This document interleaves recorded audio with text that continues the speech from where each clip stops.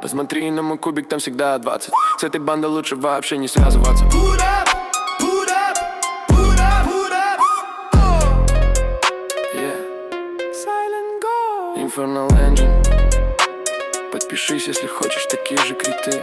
Всем привет! Первый баннер сезона гимн шахмат и клинка с героем-бойцом. Эксклюзивка у нас будет герой заморозки. Это герой Этерил. В связи с ней можно взять также разъедание, яд, либо ледяной взрыв. Тут уже все зависит от того, сколько сезонов вы успели отыграть и что вам более нужно. Перейдем же к самому герою, рассмотрим, что он у нас может. Вот так выглядит моделька ее. Довольно-таки прикольно. Герой, в принципе, зависит от просвещенности и усиливает всю заморозку. Имеет контроль, накладывает мороз. Она у нас милишник, но имеет дальность простой атаки 2. Герой вроде как и мили, но бьет чуть-чуть дальше и не лезет вперед танка. Простые атаки у нее бьют квадратиком 3 на 3 и с шансом 75% накладывают мороз на 5 секунд. Также при успешном наложении простой атакой мороза именно нашими союзниками, союзники получают 5% готовности абсолютного навыка. То есть тот же Аустер, если будет в точности, который и так, в принципе, заливается, когда бьет по морозу, но если он еще будет накладывать заморозку, то он будет заливаться еще быстрее, чем обычно.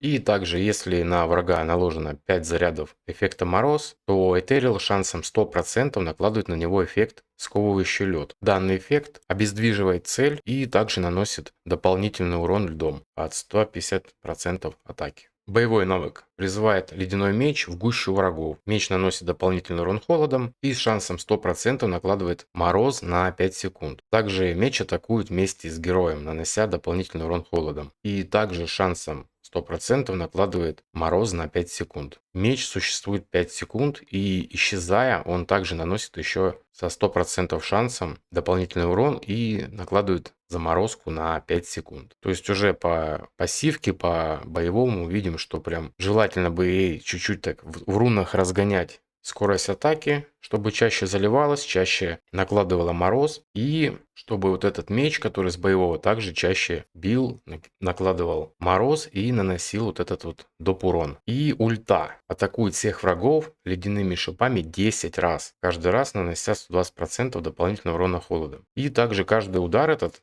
будет накладывать со 100% шансом мороз на 5 секунд. И также накладывать со 100% шансом уникальный дебаф пронизывающий холод на 10 секунд. Пронизывающий холод — это у нас увеличение урона холодом на 25%. Позже я кое-что объясню по поводу ультимейта, как я это правильно вижу. Так, тогда 10 ударов. Сейчас думаем, типа вот в разлом бы ее неплохо сделать, но есть некоторые нюансы. К ним мы чуть-чуть позже перейдем. Сейчас сразу посмотрим ее уникальный талант. Когда мы берем вот этот талантики, то боевой навык призывает 2 ледяных меча. И при простой атаке они также наносят дополнительный урон. И очень важно, что персонаж игнорирует 50% сопротивления цели. Потому что основная проблема заморозки была это сложность наложения вот этих вот бафов мороза. И зачастую, когда Хвитар ультует, либо уже заморозки-то нету, либо почистилась. Сейчас я объясню, как всего этого избежать. Рассмотрим пробуды. Первая пробуда у нее увеличивает наносимый урон врагам щитом на 20%. В нынешних реалиях, в принципе, довольно-таки неплохо. Вторая пробуда, прям сразу видно, довольно-таки неплохая, потому что урон от каждого удара абсолютного навыка, а их 10, напоминаю, постепенно увеличивается на 20% атаки, дополнительным уроном холода. И каждый удар накладывает сразу 3 заряда мороза. Далее у нас третья пробуда дает просвещенность плюс 60, четвертая атака плюс 30% и пятое пробуждение.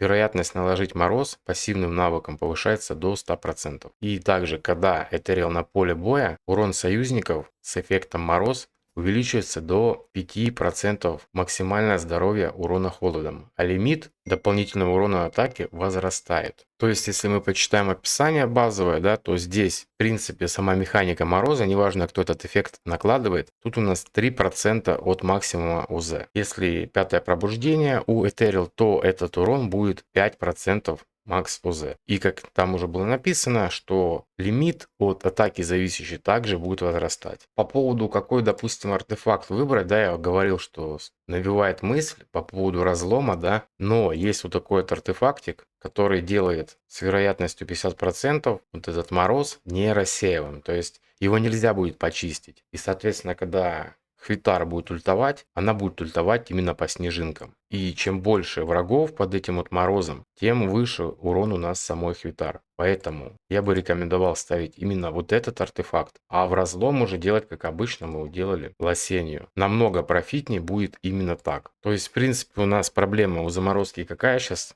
на той же арене, к примеру, да, что очень много героев, которые чистят вот эти все дебафы. Либо очень сильно режут нам точность. В итоге вот эти снежинки часто слетают, и Хвитар ультует просто в никуда, нанося просто мизерный урон. С этим же героем, плюс еще вот этот дебаф. И когда на ней будет вот этот арт, то есть все враги будут со снежинками, урон у Хвитар будет намного больше. Ну и давайте посмотрим, как вообще в бою все это выглядит. Как происходит у нас заливка. Вот видите, сразу снежинки полетели со всех сторон, сразу же и глыбы образуются. Вот пошла и ульта, и как видите, как только она ультанула, сразу все были уже под этим контролем, потому что очень много стаков, набирается очень быстро.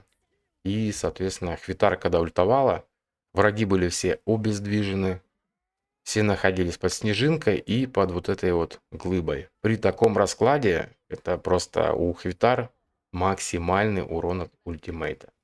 Ну, вот такая вот анимация у нее каста. Тоже прикольненько так.